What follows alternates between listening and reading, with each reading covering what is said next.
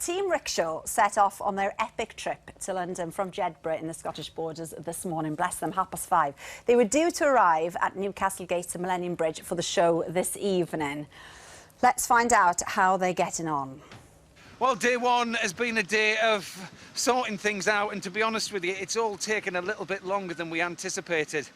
Do you know, at 3 o'clock this afternoon, having been cycling since 5:30 this morning, we hit the halfway stage. So it doesn't take a mathematician to work out that we're in a bit of trouble if we want to try and get to the Millennium Bridge between Newcastle and Gateshead by the end of the one show. But Andy's in the saddle, he's doing what he can, as all of our riders have done today, and hopefully we will see you on the one show down at the quayside by 7:30.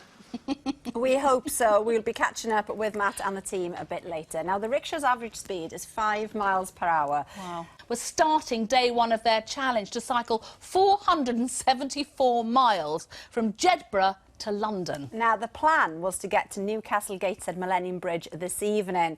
So, Matthew, they're still cycling. Have you made it? Are you nearby?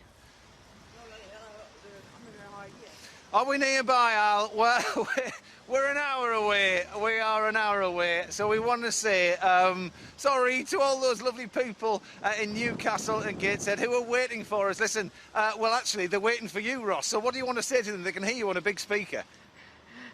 Sorry, I don't think I put the motor on the accelerators.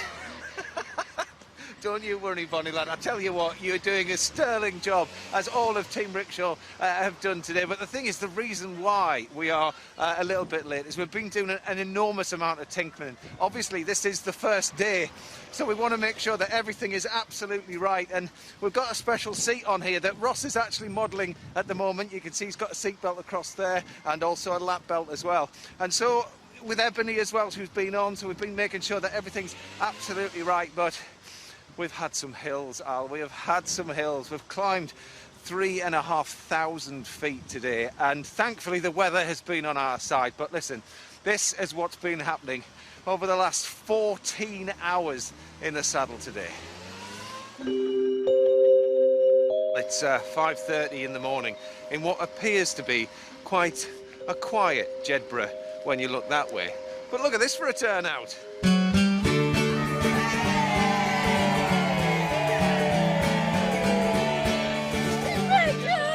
How are you, Ebony? I'm warm. You're nice and warm? With all the rickshaw riders there to cheer him on, Salah from Birmingham was given the honour of starting this year's challenge. You can do it, Salah. We've got, well, we've got to get to Newcastle, so we're going around here.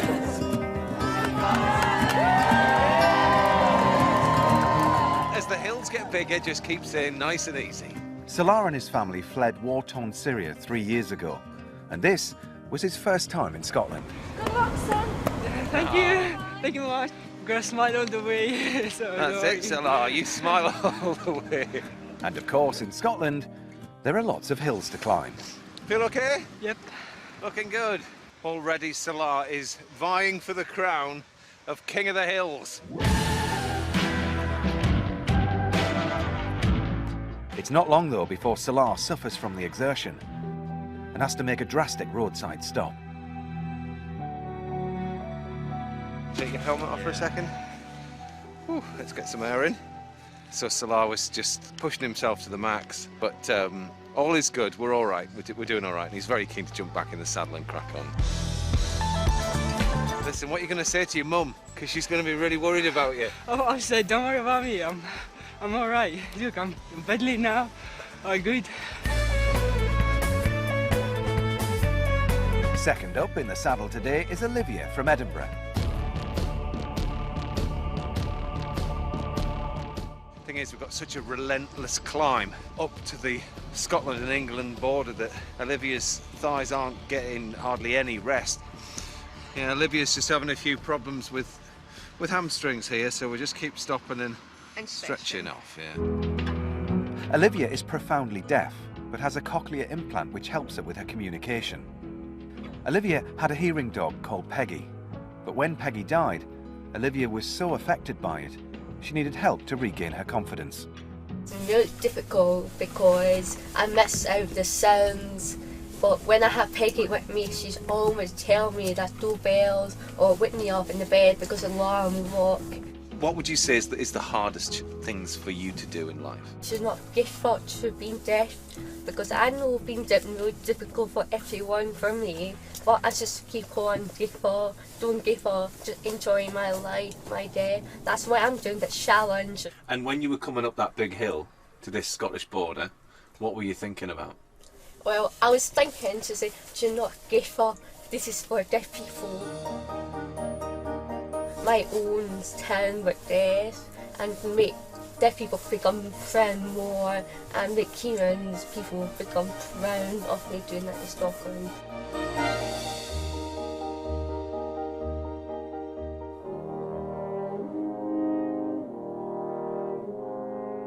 Even though the team were a little behind schedule, we all wanted to make time to stop just before 11 o'clock this morning on Armistice Day, to pay respect to all those who lost their lives in war.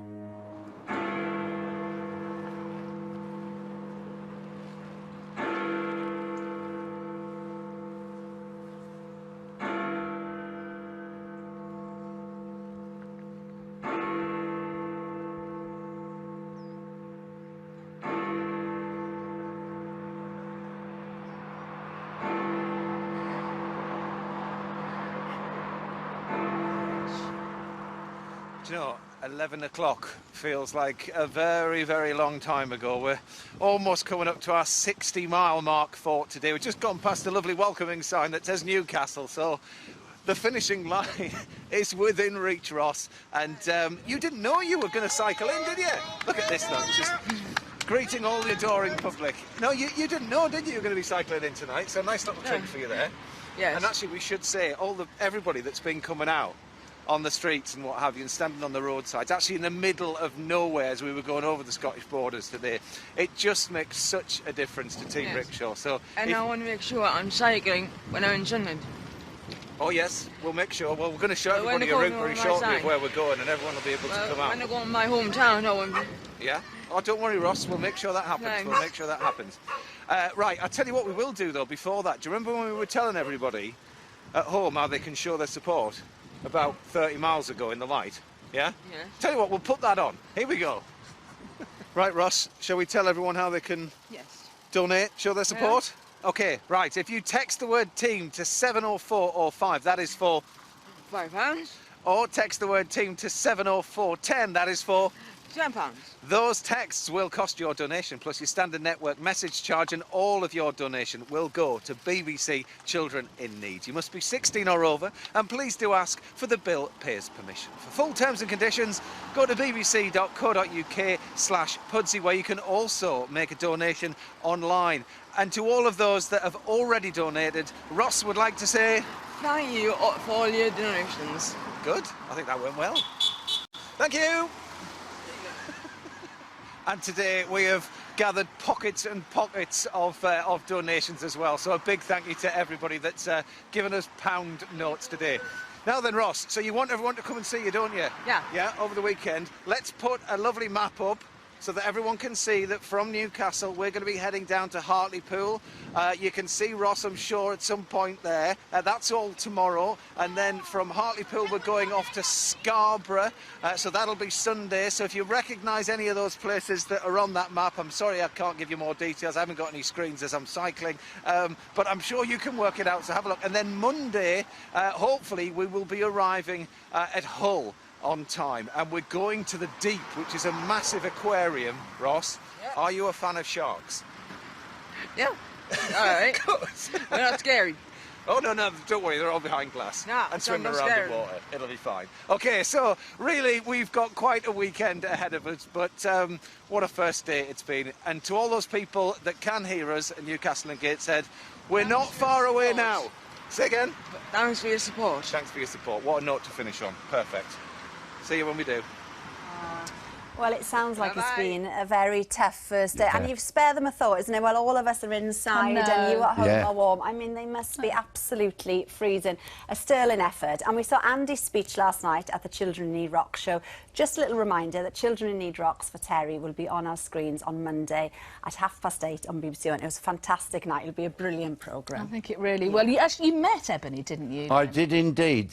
We recorded strictly for Children in Need, and I met her prior to it and just said hello, but she spoke so beautifully. Oh, she's a lovely girl, isn't she? She was so lovely. It was charming. She would have been in her element as well.